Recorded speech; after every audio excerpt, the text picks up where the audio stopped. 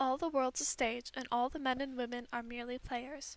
They have their exits and their entrances, and every man in his time plays many parts, his acts being 7 ages. With 7 members on the team, we have been able to divide up the roles as such that everyone is in charge of one section as well as learning and fulfilling sub-roles for the other sections.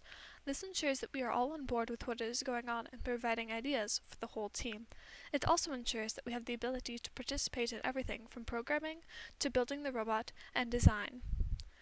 During our meeting, we include a team discussion both before and after the general practice.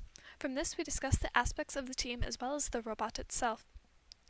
Our design process this year has developed through many stages, where we are informed of different aspects and then discuss them so that we can all see the pros and cons.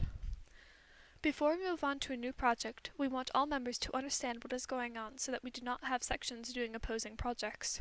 Throughout the year, we've used these discussions as a way to learn teamwork, which becomes very important. Throughout the sessions, we have come out of a productive build season. Within the first meetings, we decided that our main strategy would center around defense and then hanging during the endgame. Our overall goal starting out was to successfully create a component of the robot and then be able to revise and add on additional components. This was so that we would not run into the problem of having everything built to complete everything, yet having nothing actually work. After completing the qualifying tournaments on November 16th and December 7th, state on February 22nd, and now preparing for Super Regionals, we've built a robot that has become capable of all game aspects. Since we did not add an arm for blocks until after state, our robot has performed mostly in a defensive strategy. With this strategy, we have learned to be a very flexible design.